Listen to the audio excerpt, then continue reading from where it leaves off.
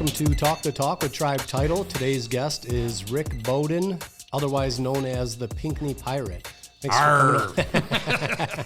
Thanks for coming on today, Rick. No problem. All right, so you're with Keller Williams Real Living, correct? Yes, sir. Okay, awesome. How long have you been there? I've been there about 2.5 years. I've been in real estate since about 1999. I'm sorry, so 20 some years. Wow. Okay, awesome. What did you do before that? I used to own. My family owned an office supply and office furniture company in Warren. So that business has changed, sort of like the hardware business. Yeah. There used to be independent office supplies all over before the Office Max and Office Depot days and Right. Staples. And we had the 5th largest office supply in the Metro Detroit area. So we were in Warren. We had a 80,000 square foot building, Wow. and but then my dad passed away, and we took over the family business, and then we had a big conglomerate that bought us out for corporate America, and got out of that and got into real estate. So Awesome. So and then at that same time, were you living in Warren then, or did you already I live lived in Pinckney? the Sterling Heights, and Okay. then with the money I got to sell the business, I bought a cottage out on Zuki Lake, and then I bought a bigger cottage on Zuki Lake, and then we moved out here. Full time. Nice. Okay, so you were already familiar with the area. You used to come out and weekend I had and a stuff. fraternity brother that was out here and stuff, so I got to know the area, and so decided to live out here. It's pretty peaceful, going home to live on a lake. Yeah. Even though you don't go on the lake every day, there's something about going out there and seeing the lake and just going. Yeah, that's nice. How long has it been since you made that your permanent residence? I moved out there. I'm in a different house now, but I moved out there 2001, I think it was. So. Okay, and then you're really big on community involvement. Yep. Is that something that you used to do in Warren as well, or is that something that you started doing? I was very in Pinckney? involved in the Chamber of Commerce in Warren. It was actually the Sterling Heights area Chamber of Commerce. Our business was in Warren, and my dad belonged to the Warren Chamber of Commerce, and so I had some guy come in and want us to join the Sterling Heights Chamber, and I went into my dad and said, you got your name in the Warren Chamber. I'm going to join the Sterling Heights Chamber. So I joined that and got real involved there, and then was involved. And then when I moved out to this area, I met the superintendent of the Pinckney schools and told him I had history in the Chamber of Commerce business, and so I went to a few meetings, and then he called me up and said, I know you got experience, and we got a board position you want on, and I got on, and I think I was president within less than 2 years. Wow. And I think out of the last 20 years, I've been president for probably 15 of the last 22 years. So That's really cool. 50 Oh, so you're the president I'm currently. still president of the Chamber of Commerce. It's called the Pinckney Putnam Hamburg Hell Division. We call it PPHH. It's a division of the Greater Brighton Chamber of Commerce. So we're a division. They actually have 3 divisions now. They had us, and then they had the Whitmore Lake Division, and now they just added a Lyon Division for Lyon Township and South Lyon. Yeah. And so I've been involved with that, and I tell people, I don't know whether I'm doing such a good job that I keep getting reelected and the board keeps doing it, or whether I'm the only one stupid enough to keep doing it, and Right. nobody else wants it all. Yeah, So. that's great. But we do lots of things in the community. It was interesting because of this talk today, and because a couple other things, I just did a post on Facebook and said, okay, Pinckney, Hamburg, Putnam, Hell people, we need to put together a list of all the things that are happening in this area. And it was crazy that people just started listing all the different kind of things we have. Yeah. The Chamber of Commerce there, probably our biggest event every year. It's our signature event. We do Art in the Park, which is always the weekend after Memorial Day, which isn't always the first weekend in June. Most of the times it is, but it isn't always. Yeah. But Art in the Park in Pinckney is huge. If you know Pinckney, it's got a park right in the middle of it. Mm-hmm. And we have artists that bring in 10 by 10 booths, and they take over the booths, and they bring in their art stuff. And we get people from Florida and Minnesota, Wisconsin, Chicago, and then all over Michigan, plus local people. That's awesome. That bring their art things. We usually get, it's give or take 100 booths that we have, and then we have food vendors, and we have entertainment. Yeah. And it's almost like a Pinckney homecoming type thing. Everybody, well, it's Art in the Park weekend. I don't care what I'm doing. I'm going Art in the Park this weekend because I might see some friends there. Yeah, that's cool. So that's big. But then we had an issue with COVID. We couldn't have COVID for 2 years. With COVID, we couldn't have the Art in the Park for 2 years. Yeah. So We had to cancel Art in the Park in 21, which was the second year we canceled it because we had to make the decision like January, February. Right. Because we didn't know what was going to happen and whether we were going to do it. So we're like, okay, we still need to do something for the community. And as things opened up in spring of 2021, we ended up organizing a couple events called Food Truck Fridays in Pinckney. And we ended up, so we've had 2 years under our belt now. And the last one we had was August of last year. So we do one in June, one in July, one in August. Right. And the last one we had in August last year, we had 15 food trucks. Wow. All surrounded by, around the park in Pinckney. Yeah. Then we have entertainment. We have all kinds of activities. We do like a business expo / craft art fair. Right. So we have vendor booths. We have businesses. And, we had thousands of people there. That's incredible. It was just crazy that people just came to Pinckney, and food trucks is a crazy new fad that they're, it's going around the country. There's people, I've got a stepson that lives in Austin, Texas, and you drive in Austin, Texas, and you're driving down the road, and it's a desolate area, and all of a sudden there's a food truck on the side. And they're on the side of the road. They're not even, talking about zoning and everything with being in real estate. And they're packed. They food trucks are there, and then there's all kinds of things. So, but. They're a different breed trying to work with food truck owners. So, luckily this year we've got some people we've got a lady from the Chamber of Commerce that's going to be organizing it. Okay. It's pretty much been me and a guy named Mike Safransky, the State Farm agent in Pinckney, that have been putting those on. And nice. We have our real careers, so our real careers were getting in the way of our volunteering. Yeah. So that's what I was going to say. That's a big commitment. Because you're not, I don't believe you're being paid for that, right? Oh, no, I mean, that's not at all. Yeah. So that's huge. It kind of works out well because it does go hand in hand with real estate very well. Yep. But that's still very giving of you to give that amount of time to the community. And the food truck thing now, that's new. Like you said, it's only a couple of years, right? 2 years, and it's just been growing like crazy. Yeah. So we'll be scheduling, we just got our permission. And it's interesting because doing things in the village of Pinckney and Putnam Township, what people don't know is the park itself is actually owned by Putnam Township. Okay. And then it's surrounded by the village of Pinckney. So we have to get permission from both to have it. And just right before the holidays, we got permission to do that. Awesome. So, Food Truck Fridays will be happening this year along with the Art in the Park. So things will be happening. But I was telling you, I put that thing out on Facebook, and it's just crazy, all the different things that happen in our area. And it's different because the Pinckney, Putnam, Hamburg, Hell area is not as well known as Brighton and Howell, but it's interesting because we have a whole lot that goes there because we're more of a bedroom community. We don't have our main drag of Grand River that goes through both. We have M36, but M36 doesn't even go all the way through to downtown Pinckney, where M36 goes there, but most people don't go down all that way into there because they cut off on D19 and go north to Howell. So, the downtown isn't as vibrant as the other areas, but it's interesting because we have our activities. We got the Hamburg Fun Fest every year. We have a St. Patrick's Day parade every year. There's a Memorial Day parade. There's this past year at Halloween time, we do a thing called Pinckney Spooktacular. That's cool. We've got a newer group in the area, the M36 Rotary Club, that's just been around for a couple years, and they took over the Spooktacular. And this year it was crazy. There were so many things, and it's sort of like a trunk or treat event all around the park.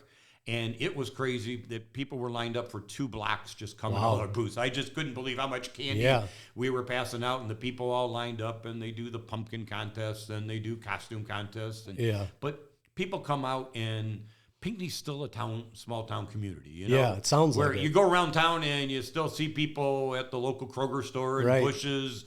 And you go into places and you run into people, Yeah. My wife won't even go to the grocery store with me because I stop and talk to people all the time because Takes forever. Everybody, Rick, Yeah, it probably takes forever. It's fun. So. That's cool. And now with the real estate, so I'm guessing is that something that your father kind of instilled in you? Because you said he was very active in the community as well. He was active in the community. He gave a lot. He was president of the Kiwanis Club out in Warren, and so I always saw him giving. He was always an usher at the Catholic Church, and so I saw my dad giving a lot. My mom volunteered for a whole bunch of stuff she had started. at our church out there. She had started an active Christian women's club, and she did that. So, I sort of followed with what my parents did, and my dad wasn't as vibrant as I am, but my mother was more the outgoing, loud verbal person. And everybody knows Rick Beaudin. I'm a little animated and a little loud, but that's me. Everybody, we all have our own personality. Yeah, absolutely. And now, when did the pirate come into play? So what had happened was my kids were in the junior football program. I've got two daughters, and they were cheerleaders, poms with the little girls and doing their little shaking and had their little pom-poms. And they made the parents, you had to do so many volunteer hours. So when they were in that junior program, I did it, and I volunteered, and I sold raffle tickets at those. So, you can tell I'm so shy and quiet. So, I'd sell tickets, and I'd do that.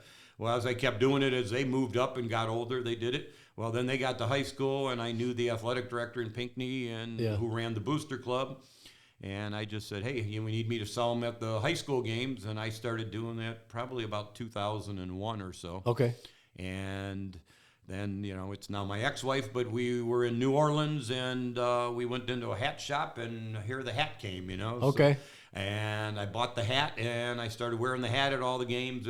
It's changed over the years a little bit, and my current wife has adapted it and put some new fuzz on it, new band on it. And nice. But I started wearing that, and everybody knew it. And then what happened was I took a real estate seminar, and the guy said, okay, you need to make this little brochure about yourself. And I was sitting in the front, and the guy said, Rick, what are you involved in, or what are you doing? I said, well, I wear this pirate hat, and I sell raffle tickets at Pinckney football games. Yeah. And they're the Pinckney Pirates. Because a lot of people don't know is the school district are the Pinckney Pirates. Right. So and then he looked at me and goes, you are the Pinckney Pirate. Yeah. And I started doing it on my advertising, and it was crazy because it just sort of stuck. And I thank him regularly. He's still a nationally known trainer.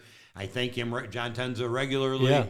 But as he said, Rick, you're the one who ran with it. But I'd taken a lot of marketing in college, and I went to school at Northwood up in Midland. And I did a lot of marketing, and so I knew a lot of that. I did a lot of it when I ran my when I worked in my dad's family business, and so I knew the marketing. So I just sort of ran with it, and everybody knows me. And it's funny because I'll get calls sometimes. People say, I didn't know your name, but I know you're the Pinckney Pirate, and I know you're that guy that does real estate. Will you sell my house? And I go, yeah, I guess I will, And it's sort of funny because people just know me. And then it's funny because there are some people, I go around town, and some people see me and they're like, Rick, what happened to your hair? Because they think that's your hair? They actually think, when they only know me through the pirate thing and selling raffle tickets, they think that this is my real box, And so it's funny. I have fun with it, and we do it, and, it definitely works. Yeah, and you know what? People know me. There was a family a few years ago that every time they'd come to a football game that season, as we'd be leaving the stadium, they'd wait and they'd catch me going out, and they'd say, okay, Rick, we're ready for you. And all the kids, they'd go on piratejokes.com, and they would give me all the pirate jokes, And so I've heard every pirate joke there is out there. It's even funny because, well, one of the things that's a little different about me in real estate is that I have my own satellite office. Yeah. So I have an office down in Hamburg Township, Pinckney area, at Chilson and M36, but I have an office there, and my wife has sort of corralled me and controlled me that if I was the kind of guy, I'd have a pirate thing all over the place. So we have a showcase as you first walk in that has all pirate stuff. And then it's interesting because if you use our bathroom at our place, we've got all pirate stuff hanging on the walls, little slogans. Cool. And it's funny because, not that I even know it, people go all over the place and they see something pirating, and they come back and they say, Rick, I thought of you, so I bought you this stuff. Probably one of the coolest stories one time is we had the Pinckney Homecoming Parade, and, my float's about to take off, and I got somebody pulling it, and I'm about to get on the float. And some lady says, Rick, come here. I had no idea who she was, and she was in her car, and she's, Rick, come here. I go over there. She goes, Rick, I was down in Ohio at a craft show, and she goes, I bought this for you. And this lady gives me this pewter eyepiece that goes over it. It's got a little pirate in it. Yeah. And, the thing had to be $20, $30 or something like that. And I have no idea who the lady was, but she gave me this eyepiece just because you're our Pinckney Pirate, and I Right. bought this for you. And I'm like, okay, lady, Yeah. lady, I got to get on the float. The Right. parade's starting, And it's here. So. That's cool. I mean, it seems like it works out well with real estate too, but it seems like it's because it comes from a genuine place. Yeah. You didn't go into it and say, I'm going to market this so I can sell more real estate. No. The giving and everything just came from a genuine place and just happens to tie in nicely with real estate. And it's weird because I sort of have a slogan, and I tell people, and they scratch their heads a little bit. And I tell people, I get business because I volunteer, but I don't volunteer to get business. Exactly. And people don't understand that sometimes because I've done a lot of other things, back when it was real active here, and it's sorry that it's not as involved here.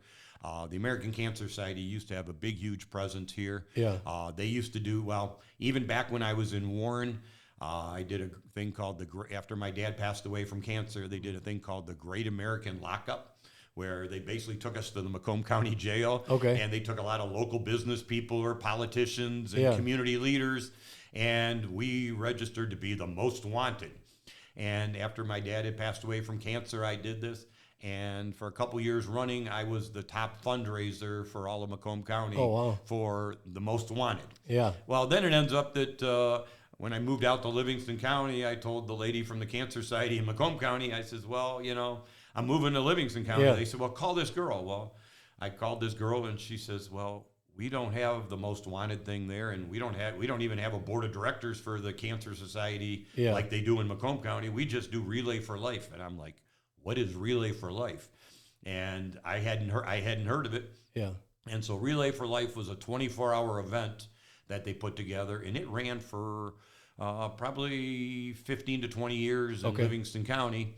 And we would usually do it. We moved it to Howell a couple times, but most years it was at Brighton High School. Yeah. And it was a 24-hour event, and we would walk around the track, and so people would form teams. And so if you had a team from your family or your business or your organization or your school group or whatever, you would have a team, and you would make sure that somebody from your team was on the track all 24 hours. Okay. And so you'd walk, and we'd do that. The really touching part of it was they do a thing called the luminary ceremony, which was they light these little bags at the end, and we would have thousands of those bags. That's and cool. Probably the coolest thing, and like I said, I'm sorry the Cancer Society doesn't do it anymore, but one year we raised, I think it was $420,000. Holy cow. It was such a machine. It was crazy. In fact, I remember there's a guy, he's retired now from WHMI, Reed Kittredge, who ran WHMI. And he said to me one time, he said, Rick, you guys don't understand it. He goes, WHMI, we cover every charity event that's around. We cover all the community events. He goes, that kind of money to turn those kind of dollars, and we did things but over the years, because of my marketing experience and stuff, we did things where I, through my contacts with the Cancer Society and then the community, we got WHMI to be a major sponsor, so they promoted it and they told everybody about it. The Livingston Daily, Press and Argus, I got them to commit that they actually, for a couple years in a row, they actually did a pull-out section of just for Relay for Life and listed all the donors, all the sponsors. Yeah. And people just wanted to be involved, and people just did it, Yeah. And it was crazy, the people that would come out of the woodworks and the people that were writing checks for the cancer. Right. Because everybody's got a cancer story. For sure. I remember I used to do some of the recruiting. I'd go to some of the things, and I remember going to Howell High School one time, and they put us in with one of the groups, and we were in the auditorium, and I just raised my hand and I said, okay, how many of you kids know somebody that, passed away from cancer? Yeah. And it was crazy because almost every kid, here they were high school kids, almost everybody knew somebody that had died. Wow. So, yeah, and at a kid level. That was a lot of my volunteering. And it was funny because back then, and I still get people that stop me once in a while, I didn't wear my pirate stuff to Relay for Life stuff. That was a different volunteering. Right. But it was funny because the one thing that I was always pushing there was I was the guy on the track, and again, I'm so shy and bashful. I was the guy on the track that what we did was we would stop people. I'd stop people on the track, and I go, what's the phone number? And they'd look at me and say, what are you talking about? I said, don't you know how to call the Cancer Society? And it was sort of cool, and then I'd make them memorize it. And I go, okay, next time around the track, I'm going to stop you again, and you better know it. And for those of you who don't know, the phone number to the American Cancer Society is 1-800-ACS-2345. And, I've got that memorized in my head for years because I stopped so many people doing it. And I guess one of the most touching stories that I ever had was at my real estate business when I was at one of the offices, and some lady called and said, I know this guy works on Relay for Life, and I know he's a real estate agent there, and I don't know his name. And they said, oh, that's Rick. He's real involved with that. And this lady called and said, you know what? You stopped me on that track, and you knew you made me remember the phone number. Yeah. Well, guess what, mister? I don't remember it. She goes, but my best friend just got diagnosed with cancer. Oh, man. And I need that phone number. And I gave it to her, and I hung up the phone, and I started crying because I guess I touched somebody because somebody knew that. Yeah. And because we had some groups. And you know what? We could have 10 more podcasts like this that I could tell you stories from the Relay for Life, of stories that we heard of people that were involved. I can imagine. People that either recovered or people that passed away. Right. And things that people did because of losing somebody. Yeah. So they did it. And like I said, I'm sorry the American Cancer Society doesn't So they don't do that anymore? They don't do the Relay for Life. They went to more, hey, what are we doing here? Social media and podcasts and online things and stuff. And, that was a lot of organizing. We did a lot of work doing That's a shame, though. I mean, it sounds like it raised a ton of money for them. And it was community. It was exactly. Community. Get people out there. That was what the cool thing was everybody would get together. I remember, the Pinckney wrestling team at the time did a team. And the coach came to me and ends up that he had two of his wrestlers that had childhood cancer. Really? And so they all gathered around and they formed a team. And I remember them camping out because people would set up campsites and stuff. But that was a fun thing. So, so I guess we just keep going with the things that are happening these days in volunteering and stuff. So. And the food truck thing blows my mind because you said 15 trucks, which I've gone to like food truck things in Detroit and haven't seen 15 trucks. I mean, there might be 5 or 6 of them. So that's a huge turnout. And it's amazing because, we got to the point where are some of these food trucks going to be upset, but they're all happy with us. Yeah. We've had a couple of them come back. Our original goal was that we were going to try and make it that each food truck could only come once per season. Yeah. But, we've got some of our regulars. There's a guy, Pat Hagman, does Heaven on a Roll, that he's a regular there. We've got our local, the Smoke Doctor, which he's local. He's got a location right in the same shopping center at Chilson and M36, where my office is. And he loves coming to those. And he's back up and running now, right? The Smoke Doctors, he's always been running. He's got our location in our shopping center where he's at, and he's actually opening a second location now. He's going to be opening in Hell, so he's going to be the Smoke Doctor in Hell. And then he's also got his food truck.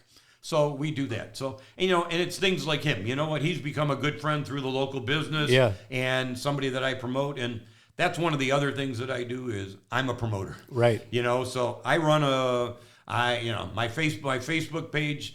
I've got 4,000 and some friends, and sorry everybody, but I don't know who all of you are. Right. But there's a lot of people that follow me because I'm not the kind of guy that says, "Oh yeah, you know what? I had this for breakfast today, or I did this." I'm the kind of guy that tells you what's happening in the community. Yeah. Where do we do this? Where do you do that? Hey, this new business just opened. We've had a couple things in our area recently, in the last 2 years that, we had a Hamburg Coney that had a fire. So, of course, we told people, oh, geez, Hamburg Coney's closed. Right. They were closed for almost a year. Well, when they reopened, I did an interview. I did a whole thing. I did a video. And we shared it and told everybody Hamburg Coney's back up and running, and they're doing great again. We had a big fire actually on Zuki Lake, a place called the Carpet Depot. Yeah. And there's a coffee place, Rise and Grind, that burned too. And, of course, it's, you got to share some of the bad news. Right. But I shared that, geez, Carpet Depot and Rise and Grind had this fire. Yeah. Well, then it ends up now, they've risen. Carpet Depot's got a new location that they're going to be going to, and Rise and Grind, they're rebuilding. And It's interesting because during their downtime because of the fire, they became a food truck. They got a food truck, and so they've been at all our events and everything going in town where, we do all that kind of stuff. That's awesome. And it's interesting because you see them all over the place. Yeah. Coming up this year, we've got, I know the final approval is just coming, but I think it's going to be March 18th this year is the St. Patrick's Parade in Pinckney. Oh, nice. And we've got a couple, Sue and Ron Tennyson, that have taken over that parade. There was a lady named Patty that ran it for years, and she started it, and they have taken it over now as she's gotten older. And we have people that come for St. Patrick's Day. Yes, we don't have Fantasy Lights Parade, or we don't have the parade like Fowlerville does. Yeah. For Christmas, we've got our St. Patrick's Parade. Yeah. The other thing that's really, again, part of my volunteering is we've got a guy named Don McCall who gives of his heart so much, and it's basically a one-man show. Other than me helping him out that day, I'm the MC at the Memorial Day Parade. Okay. And Pinckney does a great Memorial Day Parade. And it's really interesting because people don't know how it all comes together. And this guy, Don, does all of it? Don does all of it. He basically puts the things out. Everybody get there. So he's got, the American Legion and this group and that group. And, this guy's got a Jeep, old Army Jeep. He's a veteran that does this. Yeah. And certain families that want to do it. And the Cub Scouts and the Girl Scouts all line up. Well, they line up over near Light of the World Academy, which is the old St. Mary's on D19. Okay. They line up there. I'm there. I meet them, and Don basically gives me the list a half hour before the parade starts. Yeah. He gives me the list. I check it off and say, okay, this person's here. We've got, we're all lined up. And then it ends up, I go real fast. I've got it already worked out with the police department, and I double park someplace right at the edge of the thing. I run over to the microphone, and I announce the parade of everybody coming back. That's cool. I do have a deep voice, and Right. I've got this radio voice that people tell me. So I'm the MC, and so they've used my voice for lots of things. In fact, the Cancer Society used to use me for one of their other events they did was called Making Strides Against Breast Cancer. Yeah. I was always the announcer for that. But then the Memorial Day Parade, Don's giving me this list. Everybody comes through, and so I announce everybody as they come through town. And that's a huge patriotic event, and it's really cool because the American Legion then after the parade, through me being on the microphone, I say, okay, everybody, they're lined up on both sides of M36. Okay, everybody come to the gazebo, in the middle of the park, and the American Legion does a whole ceremony there, and they have their guys, and they actually do their salute and the guns shooting off. And you know what? That's a patriotism thing. And that's a thing that everybody goes there and goes to watch it. Again, just one of the small town things about us in the small town of Pinckney. Yeah. In our area that, things happen down there.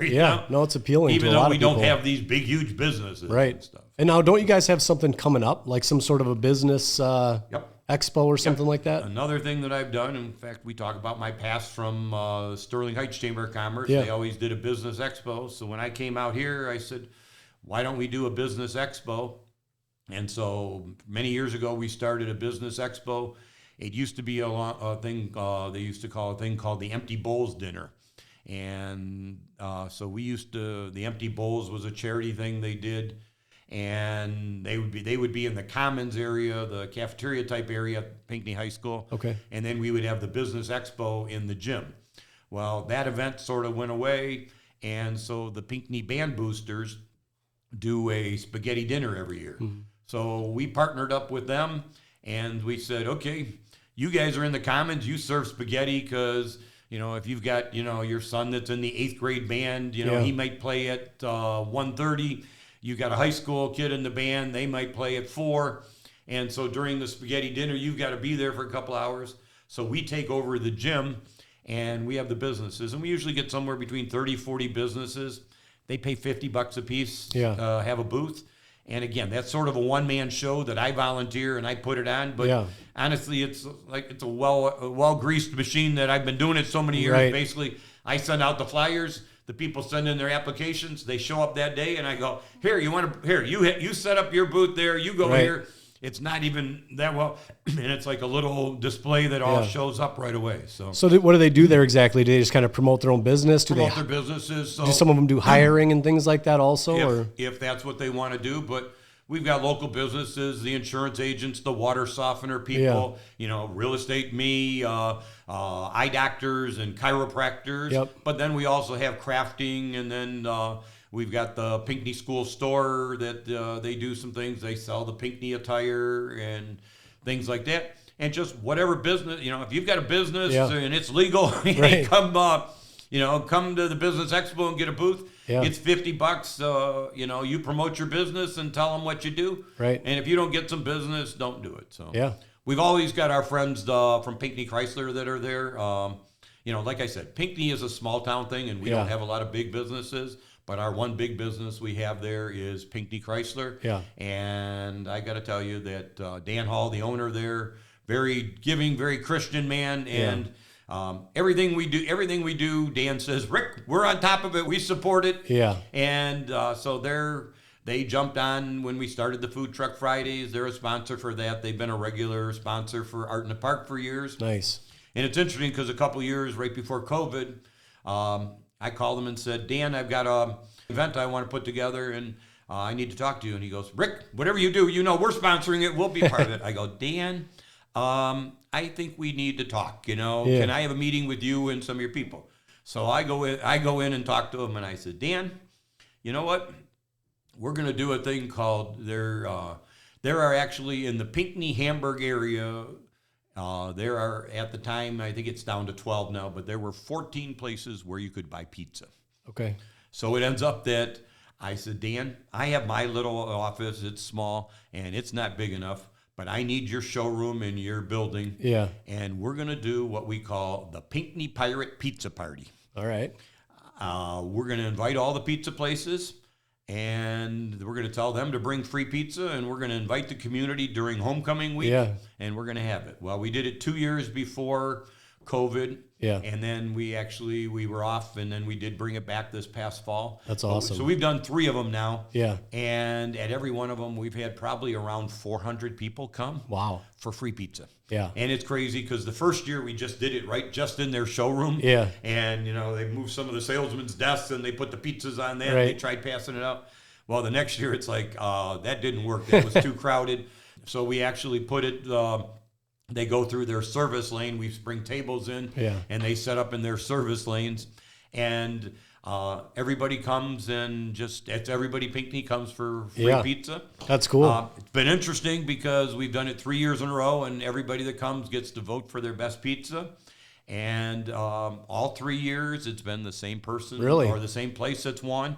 It's one of our locals. It's called Riverside Pizza. Yeah. And they've won every year. So Wow. everybody's got an opportunity to win. Yeah. And, the others aren't up, Right. not like I get everybody mad, but everybody votes for Riverside. Yeah. But they're very popular. They're right on our chain of lakes. Right. So, which is one of the big things that, the Pinckney area is Hamburg area is known for, is we've got our chain of lakes, and other than Zuki Lake Tavern, Riverside Pizza is one of the only other places that you can eat. There's a party store. There's actually an ice cream coffee shop store. Yeah. And there's the Portage Yacht Club. But there's just a few places along the chain of lakes that you can stop and get food. That's and cool. Riverside Pizza is always one of them. That's one of the favorites. So, I can imagine. in the summertime, it's going out down the river. People pull up by boat. During the regular year, all year long, people pull up by car, or they get pizza delivered from Riverside. So how long does it take to get through the chain of lakes? Like if you were going to go out there for a day? Well, I live on Zuki Lake, so I'm up at the top. And if I'm just casually just sort of putzing and going down the thing, there's 7. Some people could consider it 8 or maybe 9 lakes, depending on how you count some of them. But it could take you an hour and a half to 2 hours to get all the way to the other end. But lots of times what you do is you stop there. So that's one of the big draws in our area. Yeah. Again, Pinckney's not known for the big businesses in our big downtown area, but we're known for our lakes. We're also known for our parks and, the recreational type things. But there's actually 2 chain of lakes. There's the Huron River chain of lakes, and then there's actually what they call the Highland, or a lot of people refer to it as the Hell chain of lakes. Okay. And the Hell chain of lakes is out near Hell, Michigan, because, that's part of our Chamber of Commerce is Hell.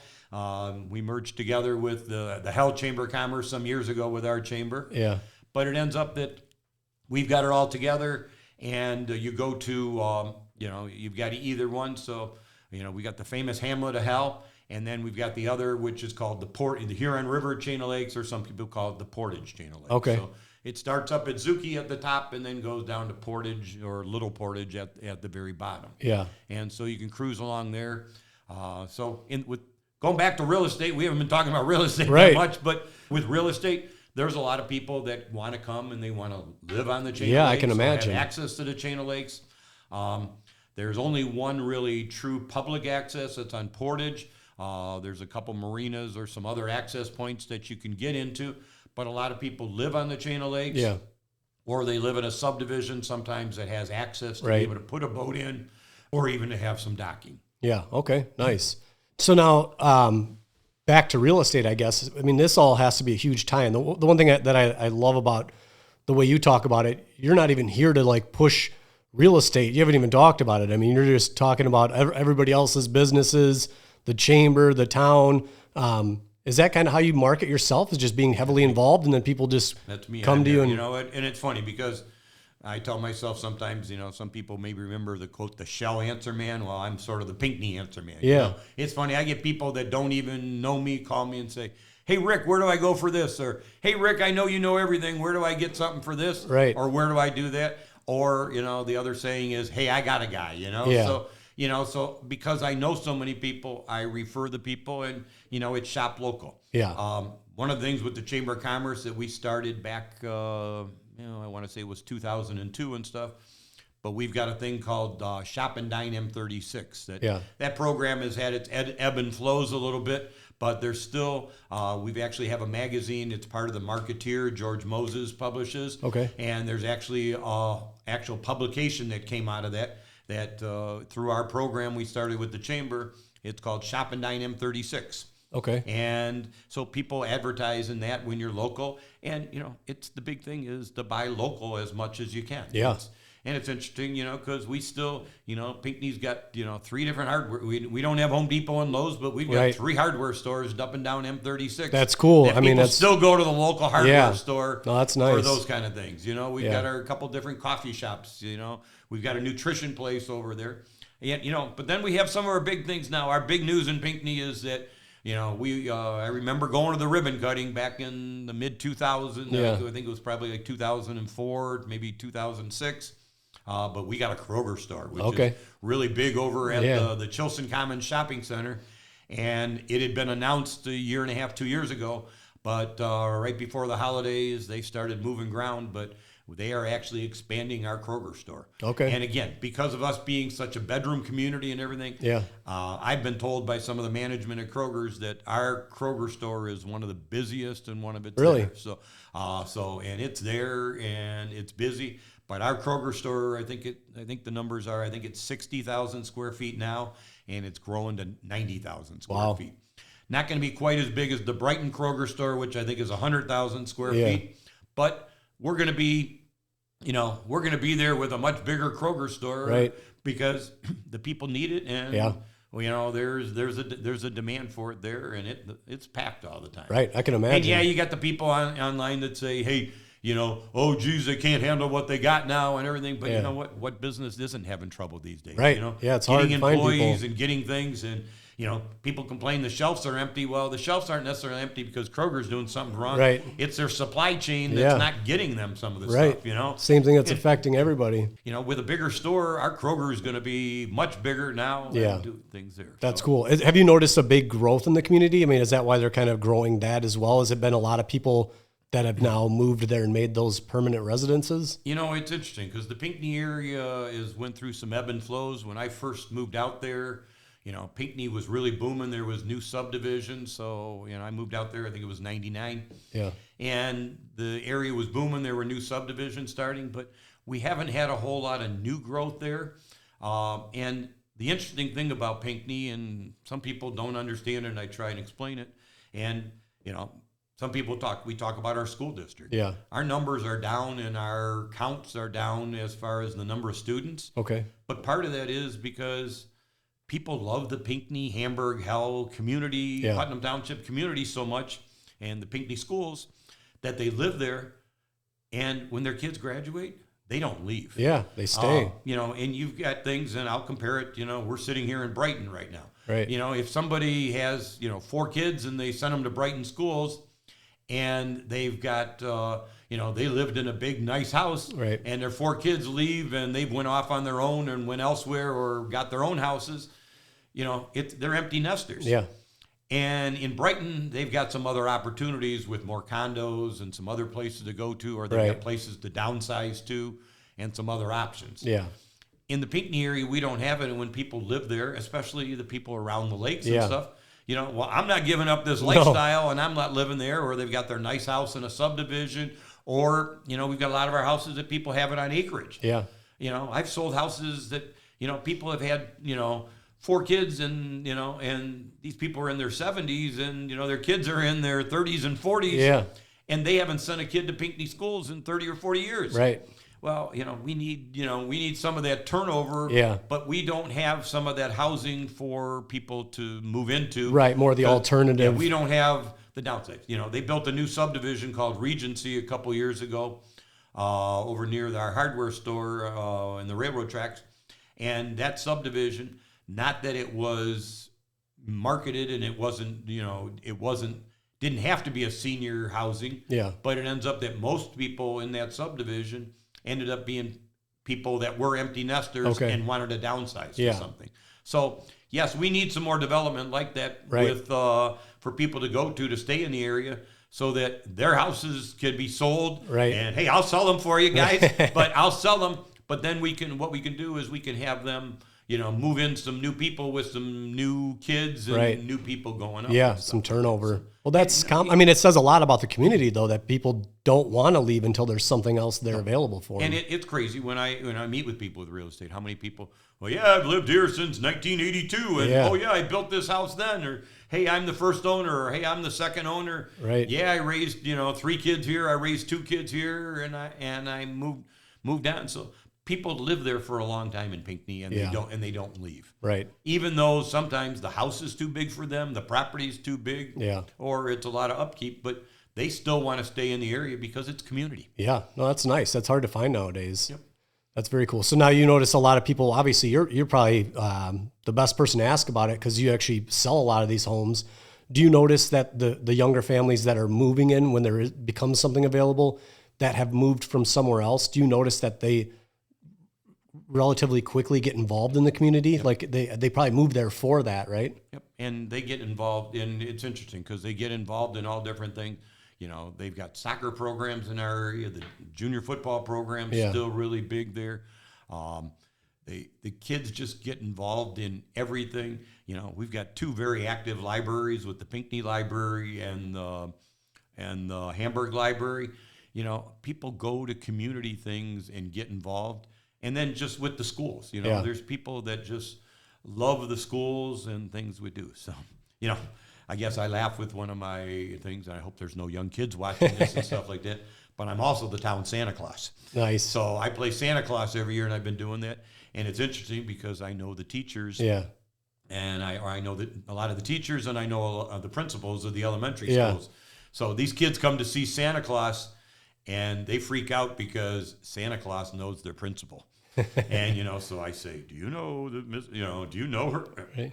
Wait, Santa Claus knows I said, yeah, I got a list of all the good boys and girls, That's great. So that's always fun. So I tell them that. And then it was interesting because this year, one of the principals of the elementary school I had seen on Facebook that she had just done a thing. I think it was some reading program or something. The kids, if they did something, that she allowed them, that she got on stage and they put these tarps down and she got slimed. That's awesome. And you know what? So that was on there and all the kids laughed and you could see it in the video. Yeah. Well, it ends up as Santa Claus. And, some of these kids are telling me they go to Country Elementary and I go, what happened with your principal recently? Dad, Mom, guess what? Santa Claus knows that our principal got slimed. That's great.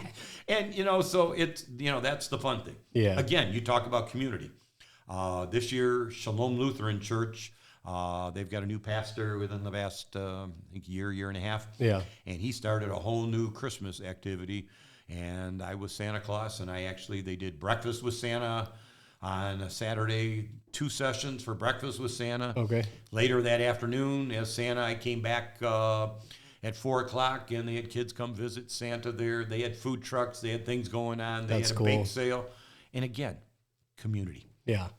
It's everybody comes and does it. Yeah. You know? No, that's cool. I mean, I would say you're probably the best I've ever talked to at doing it. I mean, because it seems like it's so genuine that, I mean, I feel like I could ask you literally anything about anybody in Pinckney, any business in Pinckney, and you would know the answer, which has got to be huge in real estate. I mean, that's Which what I you're tell looking people, for. hey, you know what? You can go list your house with somebody else in the Pinckney area. And yes, I know a lot about the other areas too. But, you know, my big joke is I tell people, hey, I won't sell any houses outside of Pinckney, Putnam, Hamburg, Hell.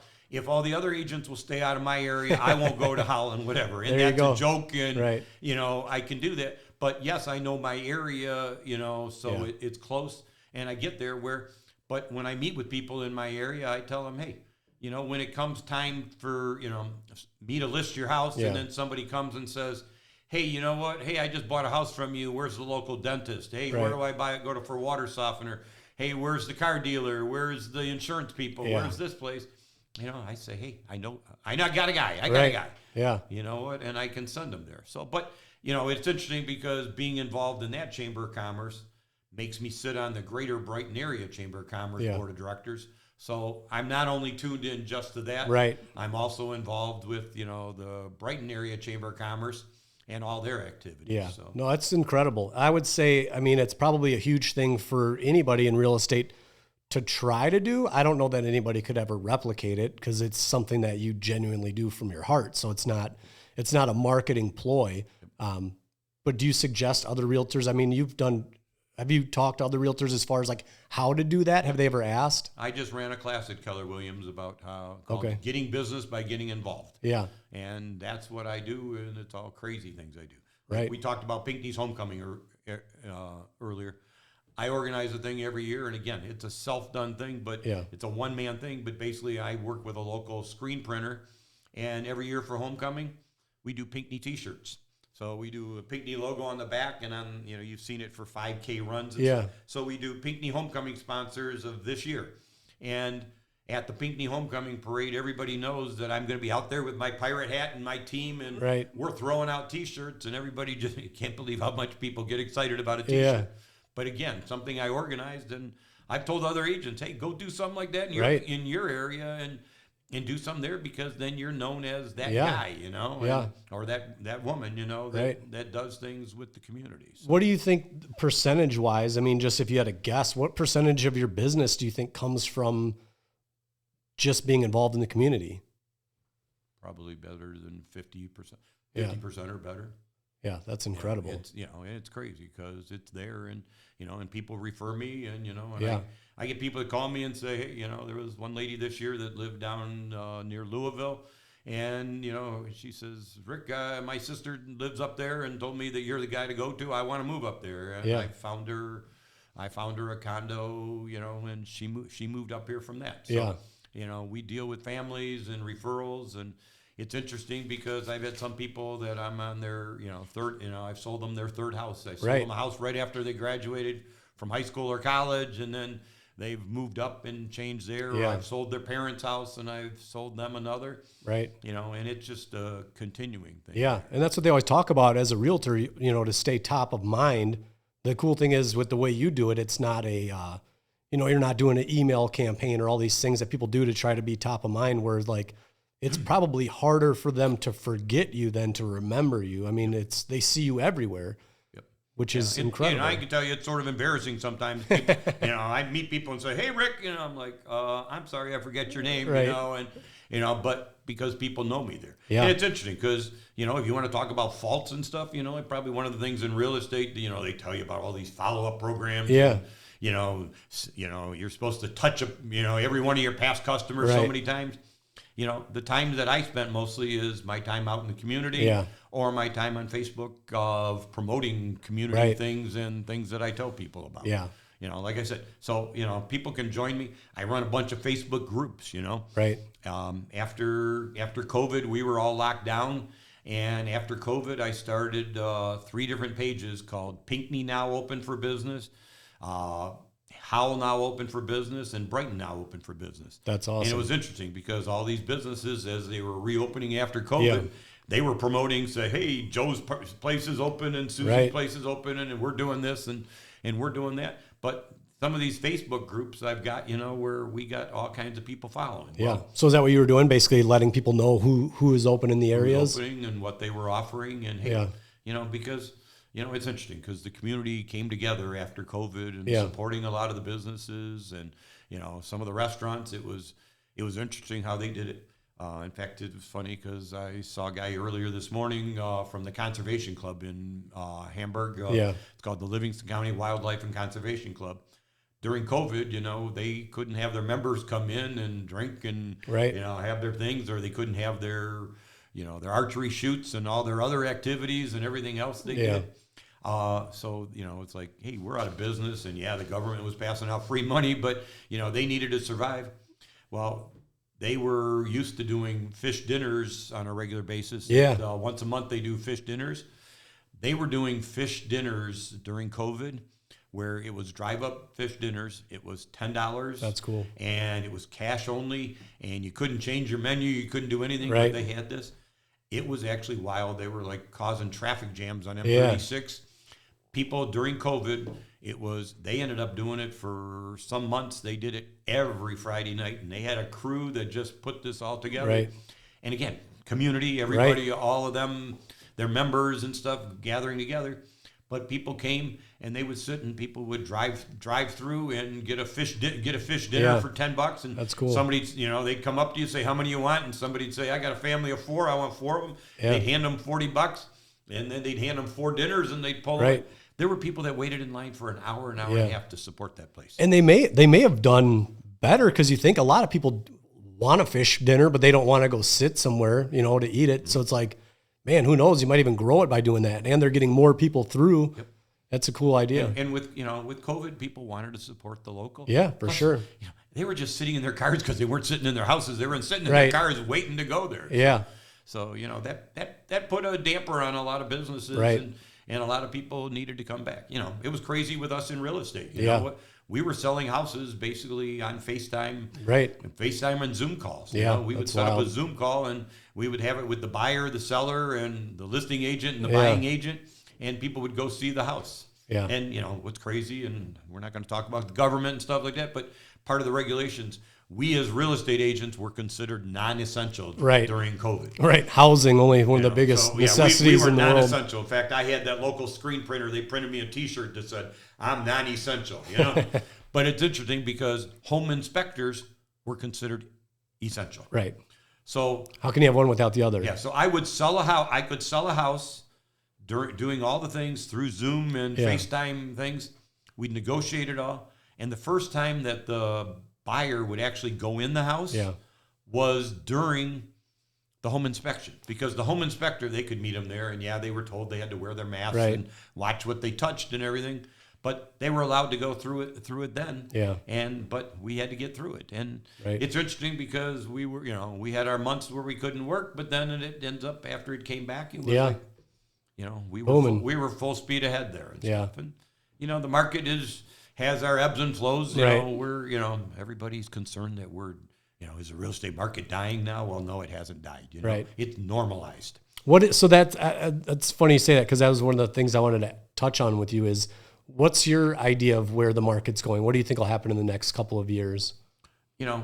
People still need a place to live. Right. I tell people that real estate happens because life happens to them. Somebody gets married, they want a house together. Right. Somebody dies and the family needs to sell it. Somebody gets divorced and they need to sell the house. Yeah. Somebody gets more kids, they need a bigger house. Somebody has the kids move out, they may downsize and they sell the house. Right. So life happens. People get a job change and they got to move to a new area. Life happens, so they need to have. Well, life isn't going to quit happening, so real estate's still going to happen. Right. Is it going to be as crazy as it was this past spring? Probably not. Right. But last spring it was totally crazy. We were writing offers, and I remember there was a retired teacher from Pinckney that I was selling her house, and I had 14 offers. That's wild. Here's this teacher that's in her late 70s, and I've got a big conference table, and I've got to spread out, and I've got to do a spreadsheet of trying to decipher with her as to how many, what offers the best out of the 14 offers, and that was from showings just from one weekend. Wow. One weekend, we had so many showings, and then 14 offers. That's crazy. That was crazy. And we were getting people that were offering extra. Had people that were offering over asking price. Yeah. People were guaranteeing appraisals. They were giving free occupancy. It was absolutely nuts. Right. But, so it's not like that now, but it's normalized. Yeah. Then the other thing is interest rates went up, and everybody's like, oh, the media says interest rates are up, interest rates are up. Well, people didn't come back and tell you that the interest rates have come down somewhat. Right. And they're not also telling you that there's some programs out there that, we put you together with lenders and, or your agent, if, I've got the listing, if you're a buyer's agent, you'll put the people together with a lender, and they'll talk about special programs, of how to, how you can buy down a program. There's a program out there now called a 2-1 buy down. Yeah. That, basically, people don't know it, but the interest rates are in the 6s now. So let's say it's 6.5 now is the norm. Right. You can do a 2-1 buy down where in for the first year, the buy down becomes 4.5% for the first year, 5.5% for the second, and then you go to 6.5%. But I can tell you that most people, or they buy a house, and lots of times they refinance. Right. And, the big quote and the slogan that we use in real estate now is, you marry the house and you date the rate. Right. So you date your interest rate because you're going to refinance. Yeah. I can tell you during the refinance boom, in the past 10 years, I would see people that I'd go to list their house and I'd see records of their past mortgages. Right. And there were people that were refinancing every 9 months because, well, Rick, I got another 3%, 0.75% down, so I refinanced. Hey, Rick, I refinanced, The bad thing is that some of those people were taking money out of their house too. And so it's like, okay, wait a minute, you're living off the equity in your house. Yeah. But they did some of that. So yeah, it's crazy. Which is probably the other thing. We just mentioned COVID. The other thing we should probably say is that in the real estate business now too is that people, there were some programs where during COVID, there were some forgiveness programs where people did some relief things or said, oh, well, it's COVID and I don't have to pay my mortgage. Right. Well, guess what? You still have to pay a mortgage. Yeah. And so some people, they had some deferral programs. They had some other things that went down. And it's interesting because I'm still one of those ones that still gets the local newspaper. Yeah. Again, keeping myself abreast of everything. But the local newspaper publishes the foreclosures. Oh, really? And it's interesting because if you follow the Livingston Daily Press and Argus, the number of foreclosures that are starting to go in the paper now is starting to increase. Really? And it's because some of those people thought, well, it's COVID. I don't have to make a payment. Mm-hmm. The government's going to give me a forgiveness program, and I can, do this, and I can transfer. Well, you still got to, payments still got to come. Come due. Or you still had to negotiate it properly so that maybe you just didn't pay it for a period and you put it at the end. Right. But some people did that, and then they just got so far behind that they didn't do it. So, that's terrible. I guess I'm offering that, part of my experience from the past when we had the foreclosures back to 2008, 2010, 2012. Right. The foreclosures and the bankruptcies and everything else and the people losing their houses. I've got some of that experience from selling houses during that. So I just tell people, if you know somebody who their house is going in foreclosure, at least have them come consult with me. Right. Maybe they're not going to list with me, but I can at least guide them as to where to go. Yeah. No, we did the deal, that one with the daughter where she was losing her house. Yep. Yeah, that was kind of some creative financing, but it saved her house. Yep. And, and that's what people have to do is you need to work with it there and work with the experts and find out how to do it. Yeah. Or the thing is, and we saw it during some of the foreclosures in that past, there were some people that just stuck their head in the sand and just said, well, I'm losing my house. I'm doing it. Well, the problem is that, the market is still there and there's still a demand for houses. Right. So you may have some, you may be losing your house, but you can at least get something out of it. Yeah, salvage your it's credit. Better off than just handing over the keys and saying, hey, I got evicted, I lost my house. Right. Because, not that it's something that we should publicize, but, you basically could not make a house payment for 6 months. Yeah. And then they're going to start a foreclosure process. And, you could almost stay in a house. It may take up to a year for them to actually throw you out. Yeah. So you could live someplace for a year. Not that it's something to suggest, but yeah, you could do that. But the thing is, during that period, if life has happened to you or you came on some hard times, come talk to us because Right. we may get you something out of the sale Right. of that house, or your bank might work with you somehow. Yeah. You may not be in a total, or there's still things in the real estate market, we're still talking about some of the things called short sales. Yeah. Sometimes the bank will accept less than what there is owed, so you can get out of your house, Right. something like that. Or if we sell your house, like I said, there's going to be still some equity there. Yeah. Yeah. Even if you walk away with a little bit of money and your credit intact, I mean, at least then you can reposition yourself and buy again. Otherwise, Yep. walk away and you're not buying for a while. Yep. Oh yeah. And Cool. and that's one of the bad things we don't have. Livingston County and especially the Pinckney Putnam Hamburg Yeah. area, we don't have a whole lot of opportunities for rentals. Yeah, I've heard that. I tell people it's interesting because I just saw the news report that the lottery's up to almost $1 billion, Right. or it's 800 and some million, Yeah. this week or something. I tell people that if I won the lottery, I would take all the money I get with my big bulk payout, Yeah.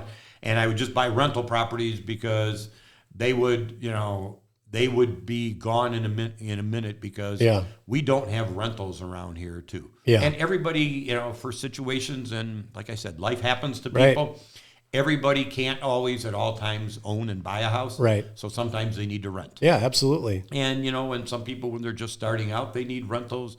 There's not a lot of apartments here. I Right. tell people there's a couple big tracts of land along M36, and Yeah. somebody should buy them, and we should have some apartment complexes because there's not a major, along the M36 Yeah. corridor, there's not a major apartment complex. And is there a big demand, do you think? Oh, absolutely. You Yeah. know what? They'd put it up and they'd be rented. And it's interesting because we sit right between Ann Arbor and Brighton. Okay. As far as the Yeah. Pinckney, Putnam, Hamburg, Hell area, and it's interesting because a couple years ago I went to the ribbon cutting because U of M opened a new facility right over near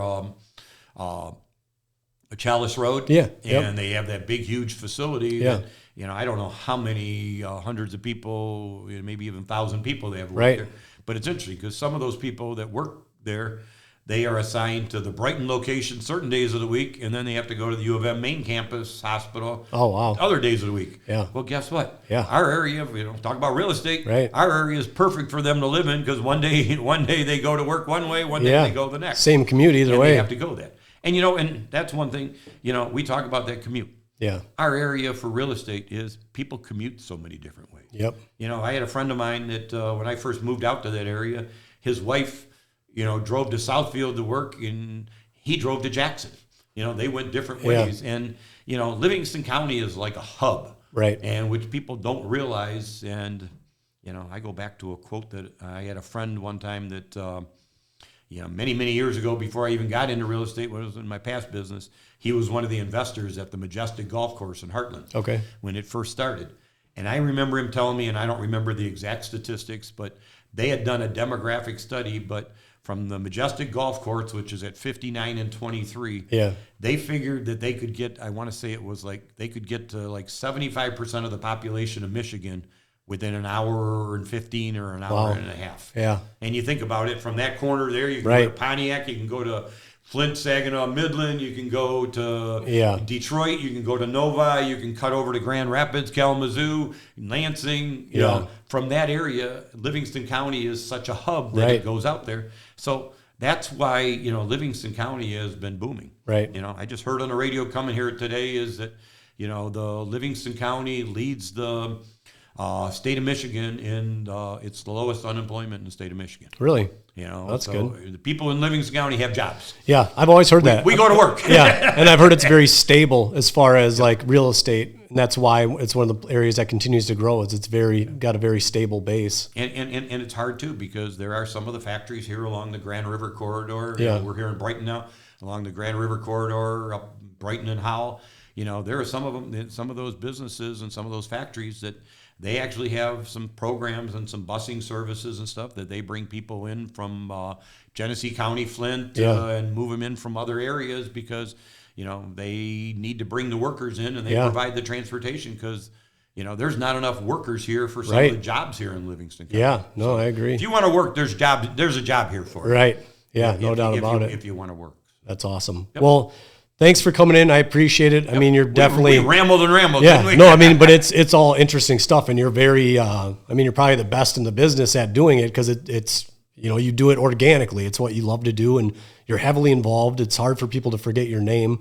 If somebody doesn't already know who you are, how would they get in touch with you if they wanted to either talk about what's going on in Pinckney or talk about real estate? Real estate, it's Rick Beaudin, Beaudin, and I'm known as the Pinckney Pirate.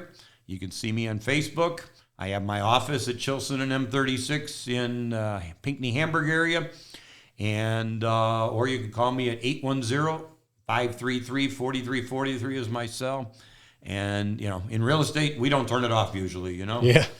I had a phone call yesterday morning at 6 a.m. and woke me up, and it's like we don't shut it off, Right. So I'm available for you and out there to help you with real estate and, just help build the whole community in this whole area. Awesome. You know what? One thing I should say, we're here in Brighton. Yeah. Something that some people don't know is that Brighton's going to have a little tough time during this year of 2023 because they're tearing up downtown Brighton. Yeah. There's a big water main that's, I don't know how many years, almost 100 years old or something like Right.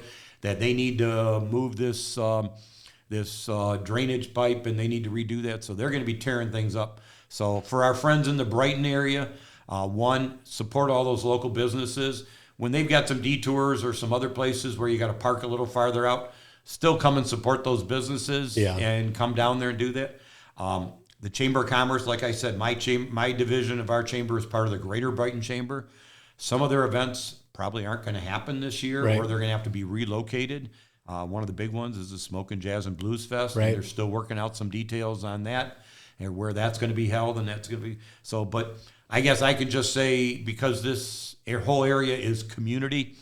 When those places are going to have some big times, when this beautiful new road's going to be done and it's all redone and Right. the whole landscaping and new sidewalks and everything else that happens, it's going to be there, but support some of those businesses so they can make it through that. Right. So make sure that you come down there and support that, and we'll be telling everybody about different ways to get in or things that are still happening or promotions for that going on. All right. And you'll have all that on your Facebook. Absolutely. We tell you everything that's going on around town. So Awesome. All right. Well, thanks again, Rick. I really Thanks, sir. appreciate it.